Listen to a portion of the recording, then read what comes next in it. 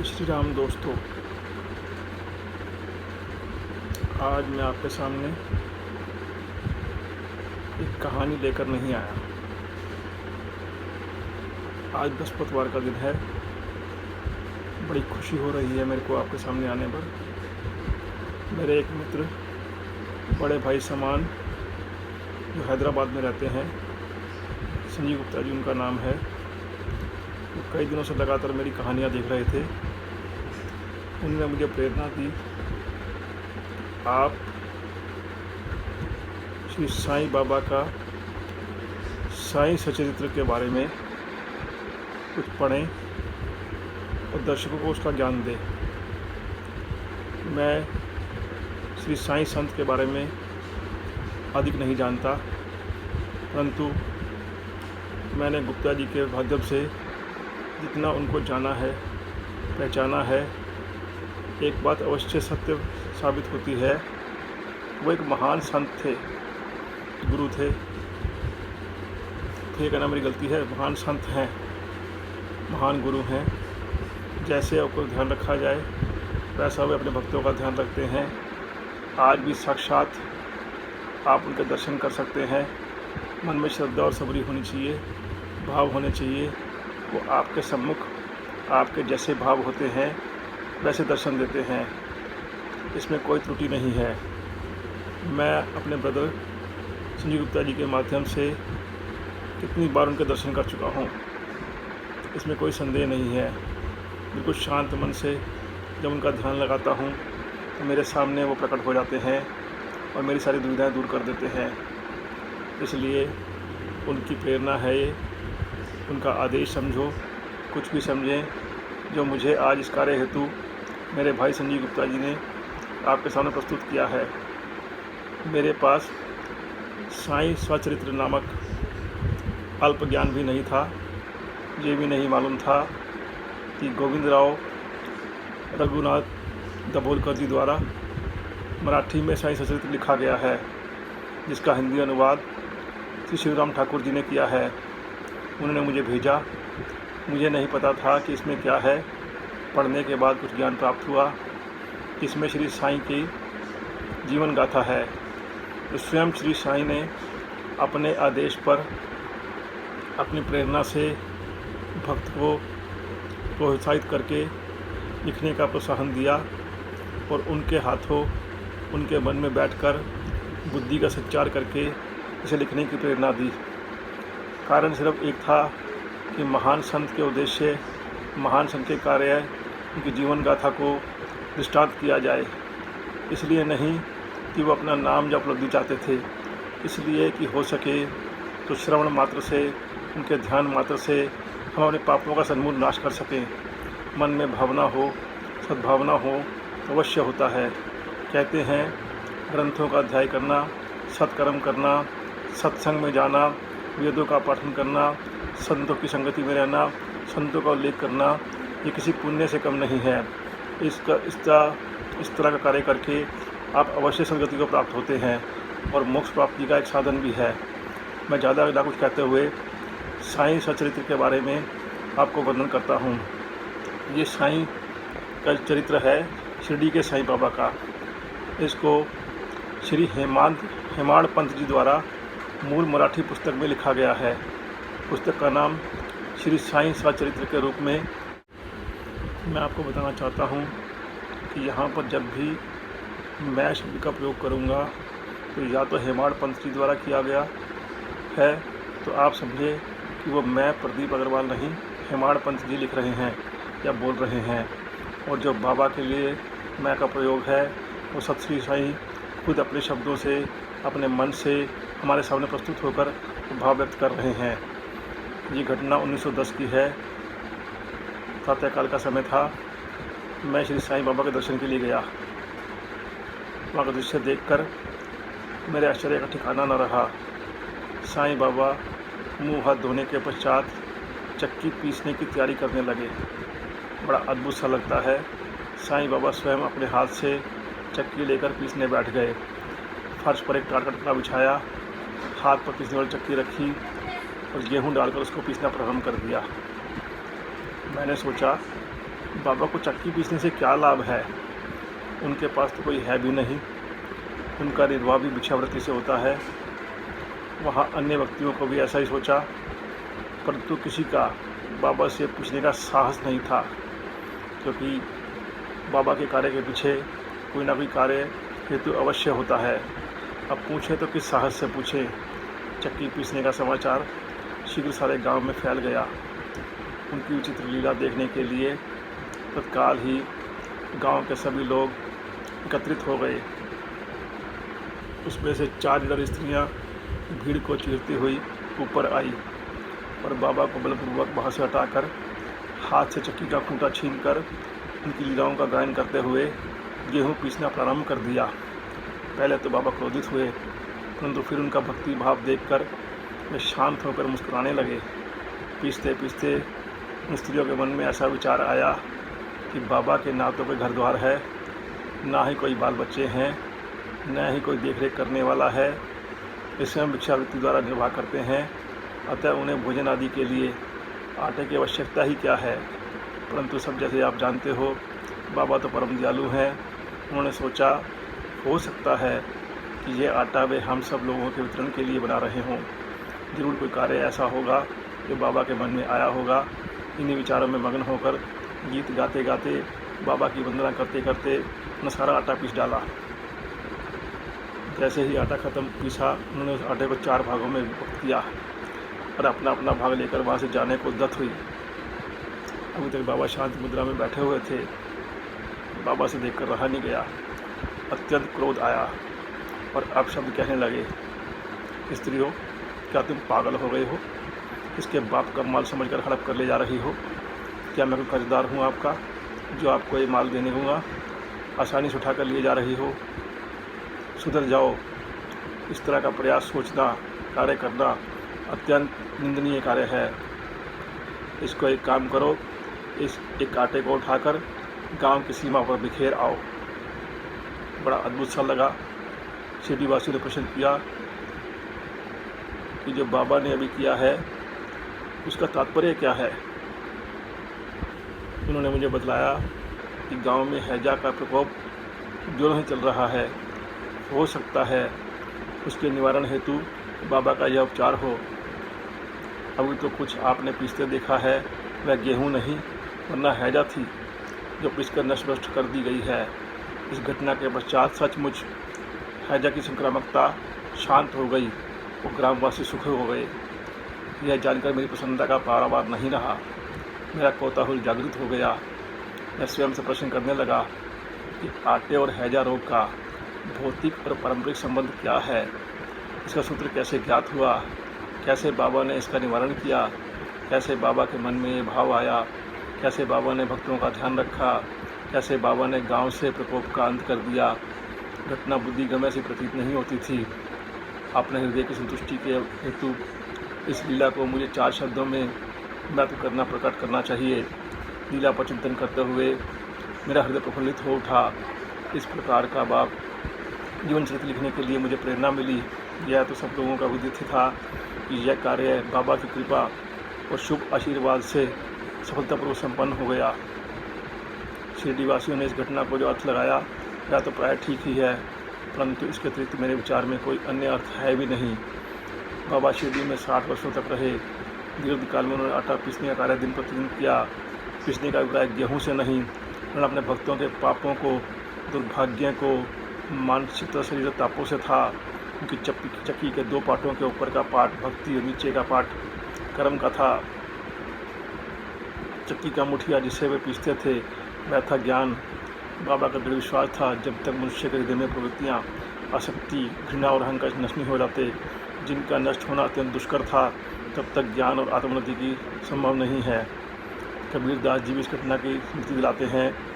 उन्होंने एक स्त्री को अनाज पीसते देखकर अपने गुरु निपति निरंजन जी से कहने लगे कि मैं रुदन इसलिए कर रहा हूँ, जिस प्रकार अनाज चक्की में पिसा जाता है उसी प्रकार मैं भी भवसागरों की चक्की में पिसे जाने की यातना का अनुभव कर रहा हूँ।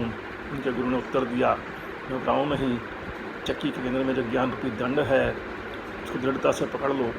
जिस प्रकार तुम मुझे करते देख रहे हो उससे दूर मत जाओ, बस केंद्र की ओर अग्रसर होते जाओ। और तब यह निश्चित है कि तुम इस भवसागर रूपी चक्की से अवश्य बच जाओगे। इस अध्याय में अपने मौलिक ग्रंथ श्री साईं सचित्र में उन कारणों पर प्रकाश डाला गया जिनके द्वारा उन्हें ग्रंथ रचना के कार्य को आरंभ करने की प्रेरणा मिली। किस प्रकार हैजा के रोग का प्रकाप आटा पिसवाकर ग्राम के बाहर बिछवाकर उसका उन्मूलन किया। बाबा की इस प्रथम लीला का अध्याय मैं वर्णन कर चुका हूँ। मैंने और भी लीलाएं सुनी जिनसे मेरे हृदय को अति आनंद हुआ। यही आनंद का स्रोत काव्य रूप में प्रकट हुआ। मैंने यह भी सोचा इन महान आश्चर्ययुक्त लीलाओं का वर्णन बाबा के भक्तों के लिए मनोरंजक एवं शिक्षाप्रद सिद्ध होगा। उनके पाप समुद्र नष्ट हो जाएंगे। इसलिए मैंने बाबा की मधुर गाथा मधुर उपदेशों का लेखन प्रारंभ कर दिया। श्री साईं की जीवनी न तो उज्जवलपूर्ण है और ना ही इतनी संकीर्ण है, पर सत्य और आध्यात्मिक मार्ग का वास्तविक दर्शन कराती है। मेरा ये विचार आया कि मैं इस कार्य के लिए उपयुक्त पात्र नहीं हूँ। मैं तो अपने परम मित्र की जीवनी से भली भांति परिचित भी नहीं हूँ, न ही मैं अपनी प्रकृति से मैं इस दृढ़ता से इसको लिख सकता हूँ। तो फिर मुझ सरीखा मूढ़मती वाला एक महान संत जो पुरुष की जीवनी लिखने का दुस्साहस कैसे कर सकता है। अवतारों की प्रकृति में वर्णन में वेद भी अपनी समर्था प्रकट करते हैं कि संत का सच्चे समझने के लिए स्वयं को पहले संत होना नितांत आवश्यक है। फिर मैं तो उनका गुणगान करने के सर्वथा अयोग्य में हूँ। संत की जीवनी लिखना एक महान कठिन कार्य है, जिसकी तुलना में सातों समुद्र की गहराई नापना और आकाश को वस्त्र से ढकना ही सहज है। यह मुझे भली भांति ज्ञात था। इस कार्य को आरंभ करने के लिए महान साहस की आवश्यकता है, और कहीं ऐसा ना हो कि मैं सब लोगों के बीच में हास्य का पात्र बन जाऊं। श्री साईं बाबा की कृपा प्राप्त करने के लिए मैं ईश्वर से प्रार्थना करने लगा। अब प्रश्न ये उठता है, जब श्री साईनाथ महाराज जी के जीवन में प्रकाश डालने वाला इतना साहित्य उपलब्ध है, फिर एक और नए ग्रंथ की रचना करने की क्या आवश्यकता पैदा हुई। मैं ये बात सोच ही रहा था। उत्तर केवल यही समझ में आया कि साईं बाबा की जीवनी सागर का अगाध विस्तृत अगाथा है। यदि हम इसमें गोता लगाएं तो ज्ञान एवं भक्ति रूपी अमूल्य रत्नों की सहज ही प्राप्ति हो सकती है, जिनसे मुमुक्षुओं को अति लाभ होगा। श्री साईं बाबा की जीवनी, उनके दृष्टांत, उनके उपदेश महान आश्चर्य से परिपूर्ण है।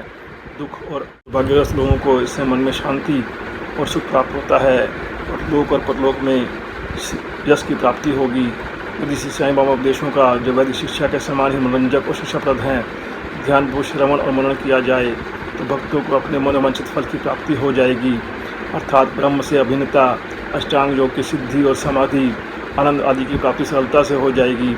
यह सोचकर ही मैंने चरित्र की कथाओं को संकलन करना आरंभ कर दिया। साथ ही यह विचार भी आया कि मेरे लिए सबसे उत्तम साधना केवल यही है। जो भोले भाले प्राणी इस साईं बाबा के दर्शनों को अपने अंदर सफल करने के सौभाग्य से वंचित रह जाते हैं, उन्हें यह चरित्र अति आनंददायक प्रतीत होगा। अतः मैंने श्री साईं बाबा के उपदेश और दृष्टांतों की खोज करनी प्रारंभ कर दी, जो कि उनकी असीम सहज प्राप्त आत्मनिभूतियों का निचोड़ था। मुझे बाबा ने प्रेरणा दी। मैंने भी अपना अहंकार उनके श्री चरणों को निछावर कर दिया। मैंने सोचा कि अब मेरा पथ अति सुगम हो गया है और बाबा मुझे इस लोक में और परलोक में सुखी बना देंगे। मैं स्वयं बाबा की आज्ञा प्राप्त करने का साहस नहीं कर सकता था। अतः मैंने श्री माधवराज उपनाम श्यामा जी से, जो कि बाबा के अंतरंग भक्तों में से एक थे, प्रार्थना की। उन्होंने इस कार्य के निमित्त श्री साईं बाबा से विनम्र शब्दों में से प्रार्थना की। कहा बाबा से, यह ना साहब आपकी जीवनी लिखने के लिए अति उत्सुक हैं, परंतु आप कृपया ऐसा ना कहना कि मैं तो एक फ़कीर हूँ तथा मेरी जीवनी लिखने की आवश्यकता नहीं है।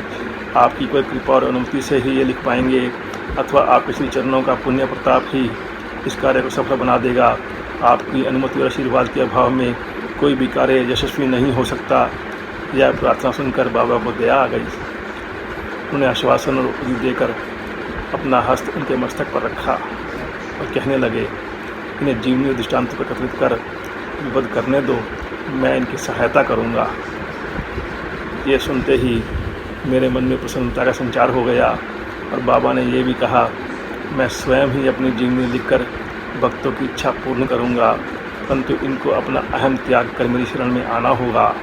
जो अपने जीवन में इस प्रकार आचरण करता है उसकी मैं अतिरिक्त सहायता करता हूँ। मेरी जीवन गाथाओं का जो हज है, मैं उन्हें घर बैठे अनेक प्रकार से सहायता पहुँचाता हूँ। ज़मीन का अंत पूर्ण नष्ट हो जाएगा, अहम नष्ट हो जाएगा और खोजने मात्र पर भी लेश नहीं रहेगा, तब मैं इनके अंतःकरण में प्रकट होकर स्वयं ही अपनी जीवनी लिखूँगा। मेरे चरित्र और उपदेशों के श्रवण मात्र से ही भक्तों के हृदय में श्रद्धा जागृत होकर सरलतापूर्वक आत्मानुभूति और परमानंद की प्राप्ति हो जाएगी। ग्रंथ में अपने मत का प्रतिपादन, दूसरों का खंडन और अन्य किसी विषय के पक्ष में व्यर्थ के वाद विवाद की कुछ इच्छा नहीं होनी चाहिए, ऐसा कहकर बाबा ने विराम किया। वाद विवाद शब्द से हमें स्मरण हो गया कि मैंने पाठकों को वचन दिया था, हेमाड़ पंद उपाधि मुझे किस प्रकार मिली उसका मैं वर्णन करूँगा। श्री काका साहब दीक्षित, नाना साहब चंदोरकर मेरे घनिष्ठ मित्रों में से एक थे। उन्होंने मुझसे शिरडी जाकर श्री साईं बाबा के दर्शन का लाभ उठाने का अनुरोध किया। मैंने उन्हें वचन दिया, परंतु कुछ बाधा आने के कारण मैं शिरडी यात्रा नहीं कर पाया। मेरे एक मित्र का पुत्र रोगग्रस्त हो गया था। उन्होंने सभी उपाय कर लिए, परंतु सब निष्फल हुए। अंत में उन्होंने अपने गुरुदेव को अपने सिरहाने बिठाकर ज्वर उतारने के लिए कहा, परंतु वह भी सफल नहीं हुए। यह घटना देखकर मुझे विचार आया, जब गुरु एक बालक के प्राणों की रक्षा नहीं कर सकते तो उनकी उपयोगिता ही क्या है, और जब उनमें कोई सामर्थ्य ही नहीं तब शिरडी जाने से क्या प्रयोजन। ऐसा सोचकर मैंने अपनी यात्रा स्थगित कर दी। परंतु जो होनहार है वह तो होकर ही रहेगा, कौन रोक सकता है, ये तो अवश्य होगा। नाना साहब चंदोरकर जी बसई के दौरे पर जा रहे थे। वे थाना से दादर पहुँचे और बसई जाने वाली गाड़ी की प्रतीक्षा कर रहे थे। उसी समय बांद्रा लोकल आ पहुँची, जिसमें बैठकर वे बांद्रा पहुँचे। स्थगित करने के लिए मुझे आड़े हाथों लिया। उन्होंने मुझे ऐसा डांटा कि मैं आपको बयान नहीं कर सकता। मेरे मन में एक प्रेरणा जो डूब गई थी फिर जागृत कर दी। उनका तर्क मुझे उचित लगा, सुखदायी प्रतीत हुआ और मैंने उनकी बात मानकर शिरडी जाने का निश्चय कर लिया। शिरडी को प्रस्थान किया। वहीं से जाकर मेरी गाड़ी छूटने वाली थी। इतने में किसी ने आकर मुझे कहा कि तुम गलत गाड़ी में बैठ गए हो, एक गाड़ी दादर पर नहीं रुकती, सीधे सीधे पोरबंदर से होकर जाओ। यह घटना साधारण सी थी, परंतु क्रमानुसार दूसरे दिन शिरडी न पहुँचने के कारण अनेक प्रकार की शंकाओं से भरी हुई थी। परंतु ऐसी घटना न था, कुछ और ही भाग्य को मंजूर था। दूसरे दिन 9-10 बजे मैं शिरडी पहुँच गया। 1910 की बात है। मैं प्रवासी भक्तों के ठहरने के लिए सिर्फ साठेवाड़ा ही स्थान था। उतरने पर मैं साईं बाबा के दर्शनों के लिए ललायत था। मैं वहाँ पहुँचा।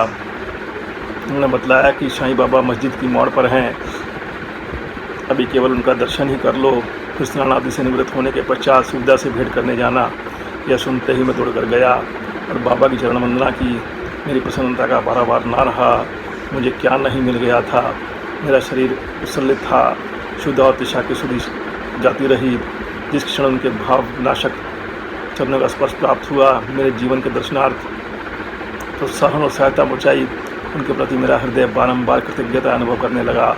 मैं उनका सदैव ऋणी हो गया। उनका यह उपचार मैं कभी नहीं भूल पाऊँगा।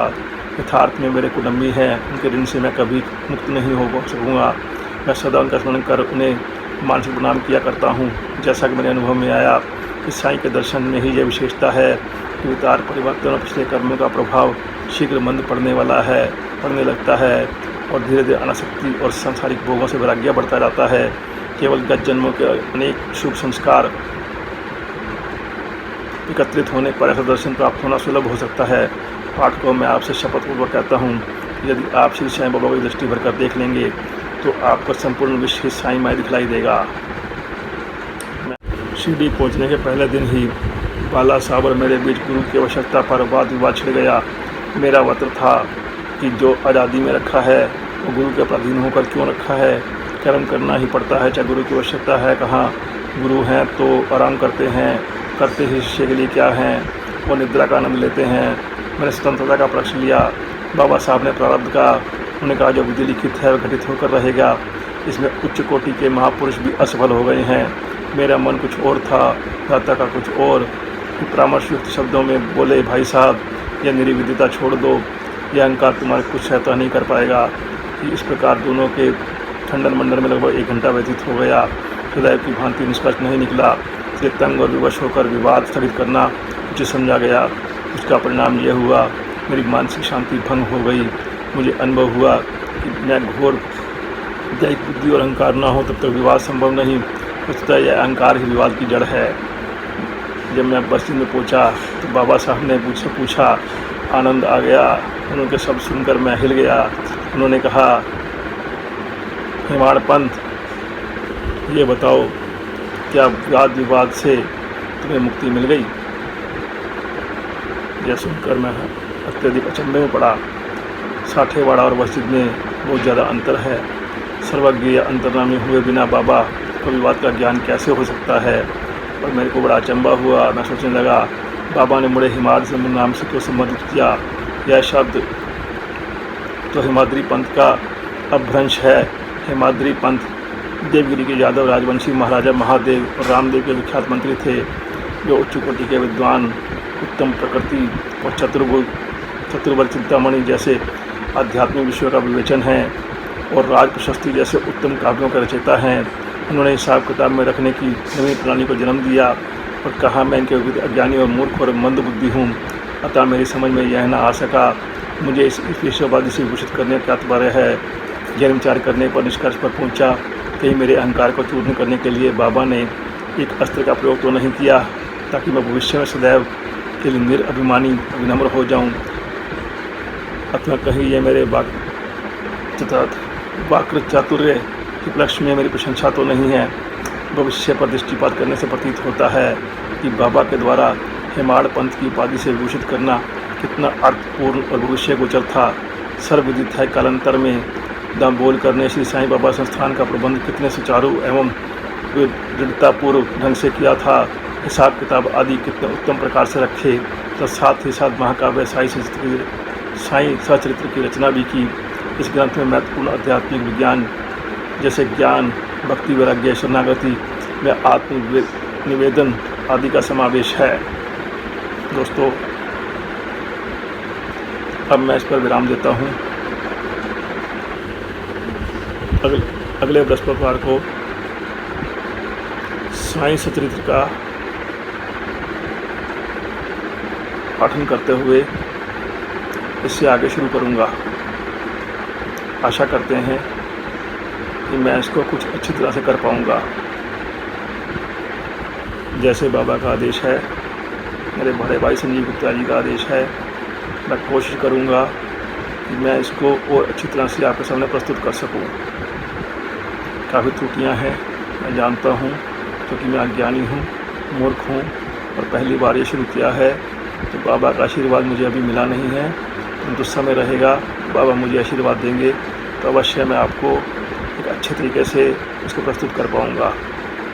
इस अज्ञानी को, मूर्ख को, मंदमती को क्षमा करें अगर कहीं मेरे से त्रुटि हो गई हो।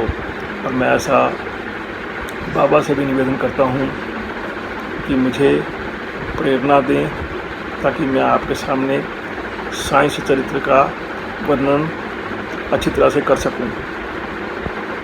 जय श्री राम साईं, जय श्री राम साईं, जय श्री राम साईं।